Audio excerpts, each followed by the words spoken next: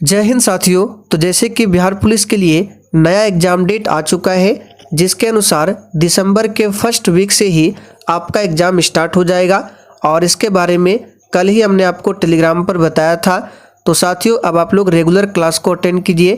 Class का timing रहेगा daily रात 8 बजे से। और साथियों, आपके एग्ज़ाम को ध्यान में रखते हुए एक स्पेशल साइंस के क्लास को भी स्टार्ट करने वाले हैं, जिसमें हम लोग केवल और केवल साइंस के प्रश्नों को ही कवर करेंगे। इसलिए आप लोग डेली क्लास को अटेंड करें। तो चलिए, आज आपका क्यूज नंबर 8 चलेगा। तो फटाफट से आप सभी लाइव में जुड़ जाइए। सभी को गुड इवनिंग, गुड इवनिंग। तो साथियों, पहला क्वेश्चन है, रंजीत सिंह किस सिख मिसल से संबंध रखते हैं? चलिए, सभी ऑप्शन को ध्यान से पढ़िए और बिल्कुल आपको सोच समझकर आंसर करना है। रंजीत सिंह किस सिख मिसल से संबंध रखते हैं?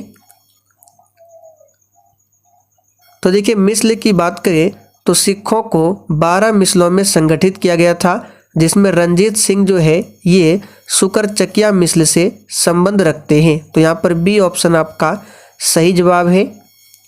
चलिए, दूसरा क्वेश्चन है, पहली टेलीग्राफ लाइन लॉर्ड डलहौजी द्वारा 1853 में किसके बीच शुरू की गई थी? चलिए, बहुत ही शानदार लेवल का क्वेश्चन है, आंसर कीजिए आप सभी। तो यहाँ से आपको 3 प्रश्नों को ध्यान रखना है। सबसे पहले, पहली टेलीग्राफ लाइन जो है किसके समय में? तो लॉर्ड डलहौजी के समय में। कब? तो 1853 में। और किसके बीच? तो कोलकाता और आगरा के बीच में शुरू किया गया था। तो यहाँ पर डी ऑप्शन जो ही बच्चे बता रहे हैं उनका बिल्कुल सही जवाब है, कलकत्ता और आगरा के बीच में। चलिए आगे देखिए, गुरु नानक का जन्म स्थान कौन सा था?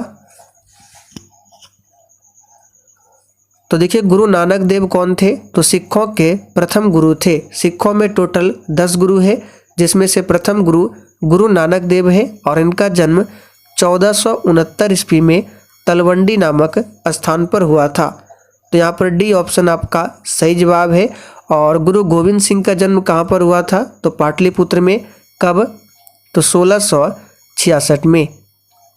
चलिए आगे बढ़ते हैं, पुरंदर की संधि शिवाजी ने कब और किसके साथ में किया था? चलिए, वेरी वेरी इंपॉर्टेंट क्वेश्चन है, आंसर कीजिए फटाफट से। पुरंदर की जो संधि है ये शिवाजी ने कब और किसके साथ में किया था? तो यहाँ पर चौथे प्रश्न का सही जवाब है 1665 में राजा जयसिंह के साथ किया था। राजा जयसिंह ये औरंगजेब की तरफ से थे और एक तरफ कौन थे? शिवाजी। तो ध्यान रखना है, पुरंदर की संधि कब हुआ था? तो 1665 में। नूरजहां का वास्तविक नाम क्या था? चलिए, 5 के लिए आंसर कीजिए फटाफट से। नूरजहां का वास्तविक नाम क्या था? और साथियों, आपका जो क्लास था शाम 7:30 बजे की, ये क्लास आज से स्टार्ट कर दिया गया है। तो आप लोग इस क्लास को भी डेली अटेंड करें। तो नूरजहां का वास्तविक नाम क्या था? तो याद रखिएगा, मेहरू निस्सा। नेक्स्ट है, इनमें से कौन सा जैन दर्शन से संबंध नहीं रखता है? चलिए, बिल्कुल सोच समझकर आंसर करना है और सेशन के लास्ट में आप सभी को अपना अपना स्कोर कमेंट करके ज़रूर बताना है कि आपने कितने प्रश्नों के सही सही आंसर दिए हैं। तो देखिए, जैन दर्शन से संबंध नहीं रखता न्यायवाद, बाकी स्यादवाद, अनेकांतवाद, थेरवाद ये सभी संबंध रखते हैं। आगे देखिए, भारत में सोने के सिक्के सर्वप्रथम किसने जारी किए थे? तो यहाँ से भी आपको 3 प्रश्नों को ध्यान रखना है। अगर आपसे पूछा जाए कि भारत में सबसे अधिक सोने के सिक्के किसने जारी किया था? तो गुप्तों ने। और सबसे शुद्ध सोने के सिक्के कुषाणों ने। और सोने के सिक्के सबसे पहले किसने जारी किए थे? तो इंडो ग्रीक ने। तो 3 प्रश्नों को आपको ध्यान रखना है। आगे देखिए, सिंधु सभ्यता निम्नलिखित किस काल से संबंध रखती है? तो साथियों, सिंधु सभ्यता जो है ये किस काल से संबंध रखती है? तो याद रखिएगा, सही जवाब है इसका ऑप्शन डी, आद्य ऐतिहासिक युग से। तो डी ऑप्शन जो ही बच्चे दिए हैं बिल्कुल सही जवाब है, आद्य ऐतिहासिक युग से।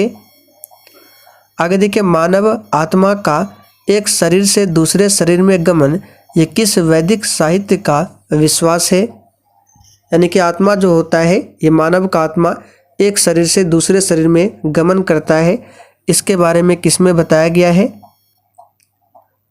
तो याद रखिएगा, उपनिषद में बताया गया है। उपनिषदों की संख्या कितनी है? तो टोटल 108 उपनिषद है।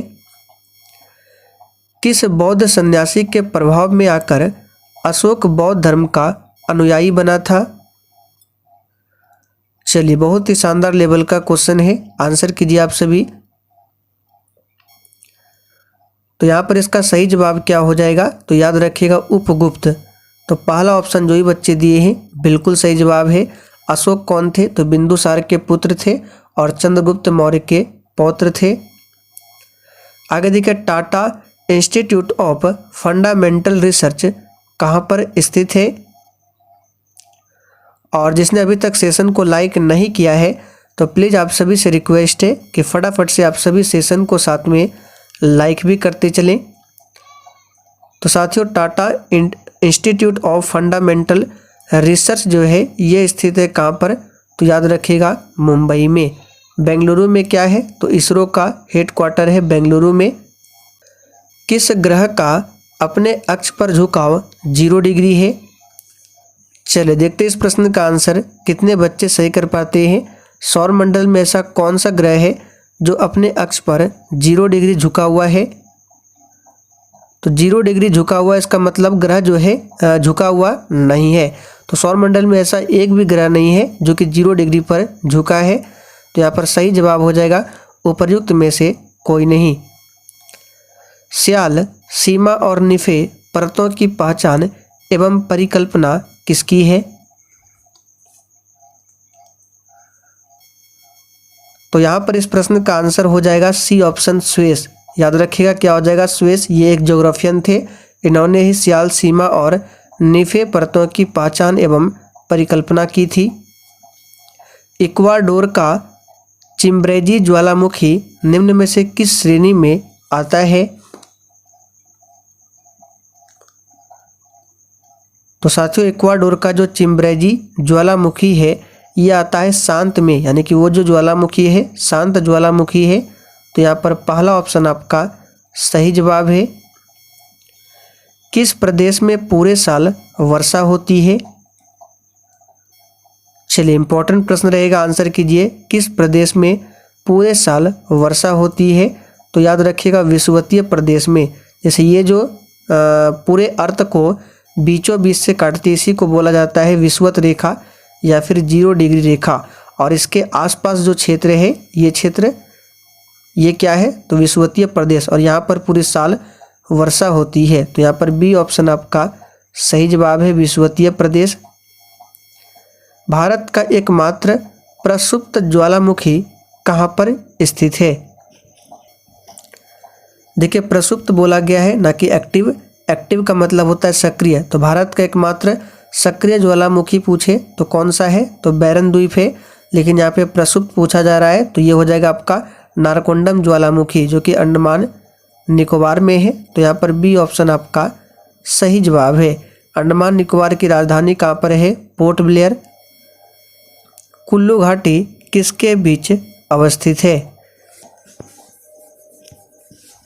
आप लोग कमेंट करके बताइए, कुल्लू घाटी जो है ये किस राज्य में पड़ता है? चलिए फटाफट से कमेंट करके बता दीजिए, कुल्लू घाटी किस राज्य में पड़ता है? तो देखिए 17 प्रश्न का आंसर क्या हो जाएगा यहाँ पे? कुल्लू घाटी जो है ये किसके बीच में अवस्थित है? तो धौलाधार और पीर पंजाल के बीच में अवस्थित है। तो यहाँ पर डी ऑप्शन आपका सही जवाब है। धन विधेयक के संबंध में राज्यसभा की क्या शक्तियाँ हैं? देखिए, धन विधेयक के बारे में संविधान के आर्टिकल 110 में बताया गया है और आर्टिकल 108 में क्या है? तो इसमें संयुक्त अधिवेशन के बारे में बताया गया है। तो धन विधेयक के संबंध में राज्यसभा की क्या शक्तियां हैं? तो इसके पास कोई भी शक्ति नहीं है। यहाँ पर डी ऑप्शन आपका सही जवाब है। आगे देखिए, संविधान के निम्नलिखित आर्टिकल में से किस एक के अंतर्गत संघ की कार्यपालिका शक्तियां राष्ट्रपति में निहित होती है? चलिए आंसर कीजिए, कौन से आर्टिकल में बताया गया है कि संघ की जो कार्यपालिका शक्ति होगी राष्ट्रपति में निहित होगी? तो ये बताया गया आर्टिकल 53 में। तो यहाँ पर सी ऑप्शन आपका सही जवाब है, याद रखिएगा, अनुच्छेद 53 में। संसदात्मक शासन व्यवस्था में क्या होता है?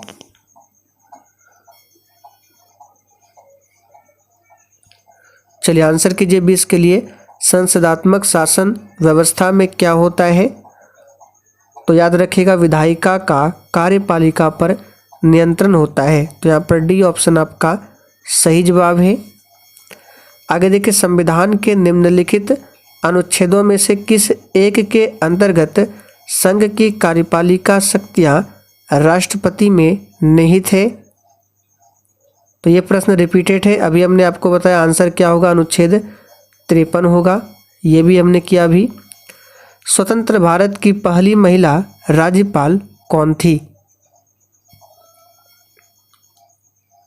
चलिए किसके लिए आंसर कीजिए फटाफट से, स्वतंत्र भारत की पहली महिला राज्यपाल कौन थी? ये तो बहुत ही सिंपल क्वेश्चन है, याद रखिएगा, सरोजनी नायडू स्वतंत्र भारत की पहली महिला राज्यपाल बनी थी। कहाँ की? तो उत्तर प्रदेश की। और श्रीमती सुचेता कृपलानी स्वतंत्र भारत की प्रथम महिला मुख्यमंत्री बनी थी, ये भी उत्तर प्रदेश की महिला मुख्यमंत्री बनी थी। जबकि इंदिरा गांधी आप सभी जानते हैं भारत के कौन थे? तो प्रथम महिला प्रधानमंत्री श्रीमती इंदिरा गांधी। उच्च न्यायालय के न्यायाधीशों के पद की शपथ किसके द्वारा दिलाई जाती है? चलिए, उच्च न्यायालय यानी हाई कोर्ट का जो न्यायाधीश होता है उसको पद की शपथ कौन दिलाता है? तो देखिए, पद का जो शपथ है राज्य के राज्यपाल दिलाते हैं, जबकि न्यायाधीश की नियुक्ति जो है हाई कोर्ट के न्यायाधीश की नियुक्ति राष्ट्रपति के द्वारा किया जाता है। और शपथ कौन दिलाता है? तो राज्य के राज्यपाल। और राज्यपाल की नियुक्ति कौन करता है? तो राष्ट्रपति ही करते हैं। भारतीय संविधान में राजनीति के निर्देशक सिद्धांत किस देश के संविधान से लिए गए थे?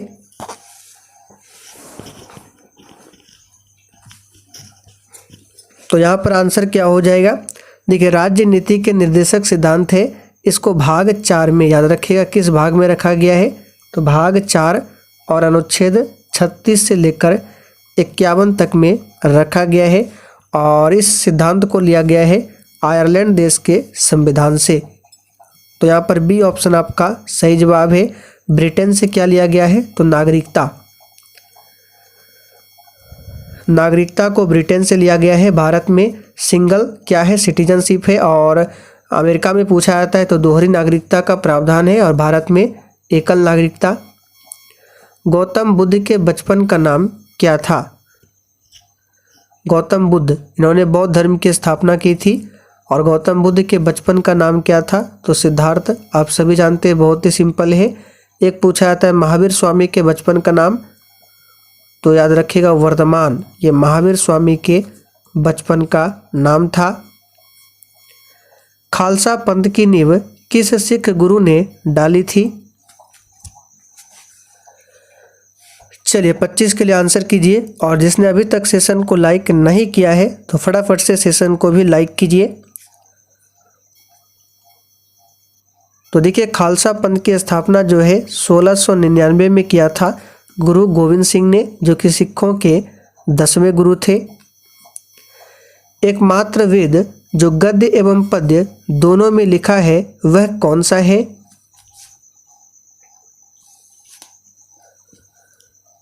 चलिए 26 के लिए आंसर कीजिए। तो गद्य एवं पद्य वाला वेद कौन सा है? तो यजुर्वेद है। यहाँ पर बी ऑप्शन आपका सही जवाब है, यजुर्वेद। ऋग्वेद सबसे पुराना वेद है, याद रखिएगा।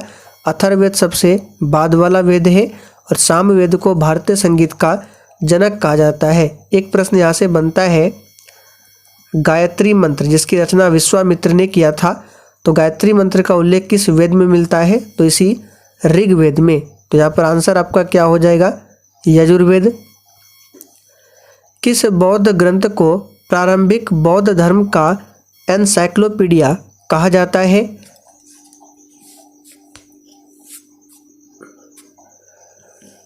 चलिए 27 के लिए आंसर कीजिए। तो किस बौद्ध ग्रंथ को प्रारंभिक बौद्ध धर्म का एनसाइक्लोपीडिया कहा जाता है? तो यहाँ पर 27 का सही जवाब है सुत्त पिटक को।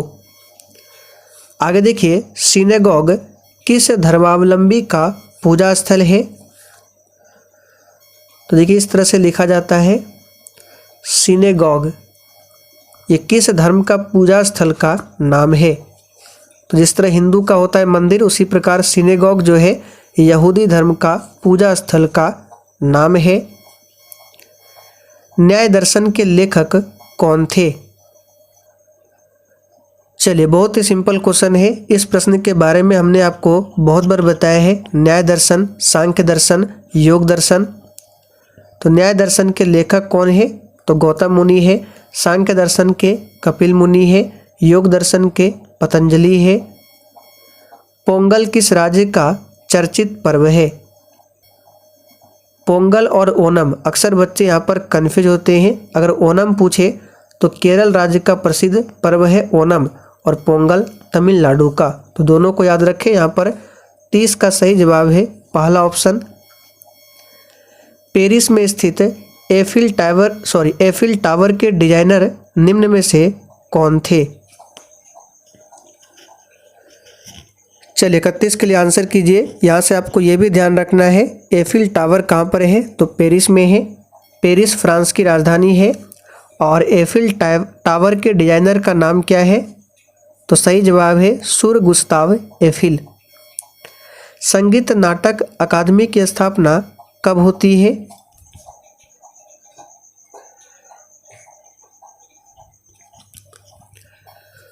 तो याद कर लीजिए, संगीत नाटक अकादमी की स्थापना जो है ये 1953 में हुआ था। कब? तो 1953 में। भारत में अंग्रेजी शिक्षा का मैग्ना कार्टा किसे कहा जाता है?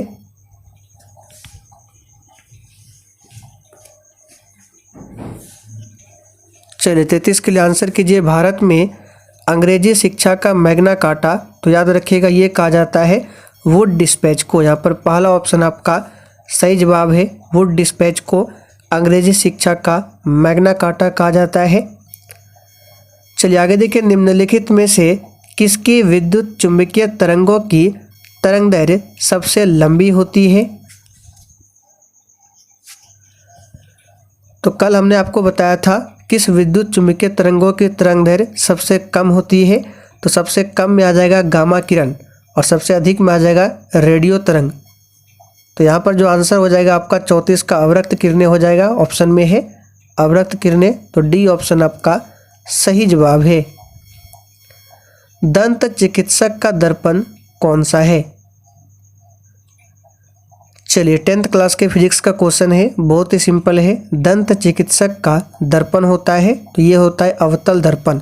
यहाँ पर डी ऑप्शन आपका सही जवाब है, अवतल दर्पण। कैमरे का कौन सा भाग मानव नेत्र के दृष्टिपटल यानी कि रेटिना के सदृश है? चलिए 36 के लिए फटाफट से आंसर कीजिए आप सभी। तो कैमरे का कौन सा भाग हो जाएगा? तो याद रखिएगा फिल्म। यहाँ पर बी ऑप्शन आपका सही जवाब है। और रेटिना की बात करें तो मानव नेत्र में जो प्रतिबिंब बनता है इसी रेटिना पर बनता है, वास्तविक और उल्टा। मैक संख्या का संबंध किससे है? तो मैक संख्या का संबंध किससे हो जाएगा? तो बहुत ही सिंपल है, याद रखिएगा वायुयान के वेग से संबंधित है मैक संख्या। यहाँ पर सी ऑप्शन आपका सही जवाब है। लाउड स्पीकर में ऊर्जा का परिवर्तन होता है। चलिए 38 के लिए आंसर कीजिए। लाउड स्पीकर में ऊर्जा का जो परिवर्तन होता है सबसे पहले विद्युत से यांत्रिक में, उसके बाद यांत्रिक से ध्वनि ऊर्जा में। तो बी ऑप्शन आपका यहाँ पर सही जवाब है ऑप्शन के अकॉर्डिंग, याद रखिएगा। न्यूटन के गति के द्वितीय नियम से किस राशि की व्यंजक मिलती है?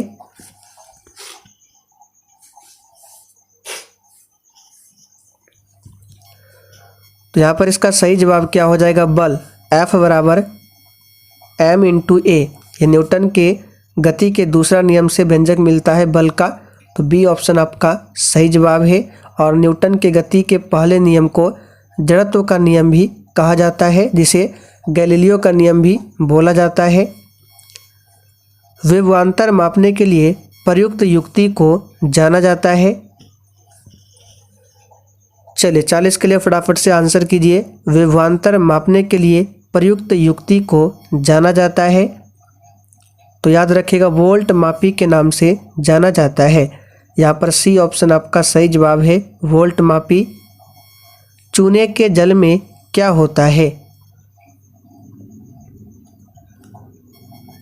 तो याद कर लीजिए चूने के जल में होता है कैल्शियम हाइड्रोक्साइड यानी CaOH2। आगे देखिए, लोहे की वस्तुओं में जंग क्या बनने से लग जाती है,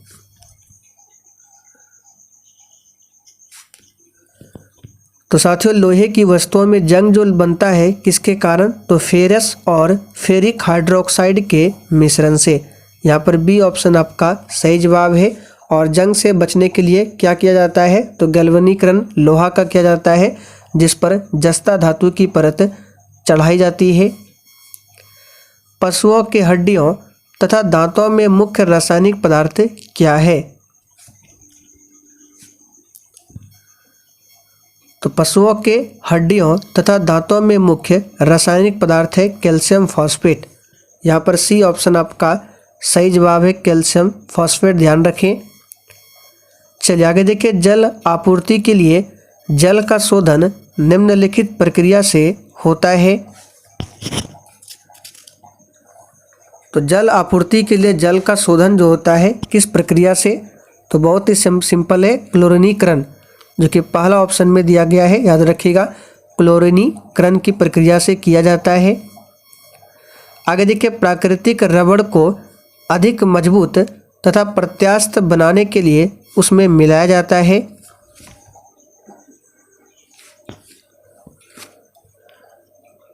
तो साथियों प्राकृतिक रबड़ को अधिक मजबूत तथा प्रत्यास्थ बनाने के लिए उसमें मिलाया जाता है सल्फर को। यहाँ पर सी ऑप्शन आपका सही जवाब है, सल्फर। वायु में सल्फर डाइऑक्साइड द्वारा प्रदूषक का सूचक क्या है, तो ये हो जाएगा लाइकेन। यहाँ पर पहला ऑप्शन सही है, लाइकेन। निम्नलिखित में से कौन सा प्राणी मूक है, कौन सा प्राणी मूक है, तो याद रखिएगा यहाँ पे जिराफ हो जाएगा, महामृग नहीं होगा। बहुत बच्चे यहाँ पे महामृग आंसर बताते हैं, इसका आंसर जो होगा एग्जैक्ट ये जिराफ होगा। यहाँ पर बी ऑप्शन सही है। संवहनी पौधों में पानी ऊपर किससे जाता है,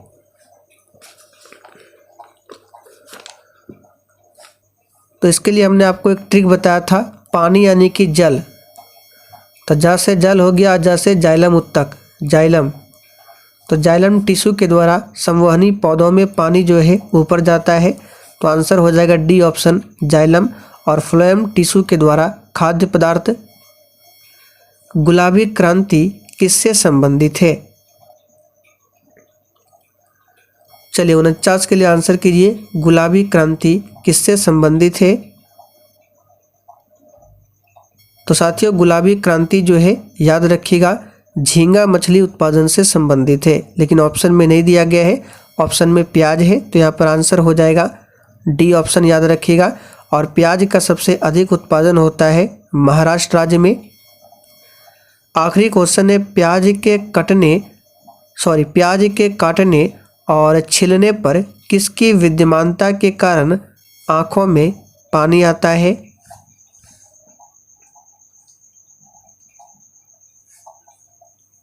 तो यहाँ पर 50 का आंसर क्या हो जाएगा, तो याद रखिएगा सल्फर की उपस्थिति के कारण। तो यहाँ पर पहला ऑप्शन आपका सही जवाब है। चलिए अब आपसे एक प्रश्न पूछते हैं जिसका आंसर आपको नीचे कमेंट करके बताना है। तो प्रश्न है, रबड़ का सबसे अधिक उत्पादन करने वाला देश कौन सा है, इसका आंसर आप सभी को नीचे कमेंट करके बताना है। तो साथियों आज के लिए इतना ही। सेशन पसंद आया हो तो जाने से पहले आप सभी सेशन को लाइक करते हुए और सेशन को शेयर करके ज़रूर जाएं।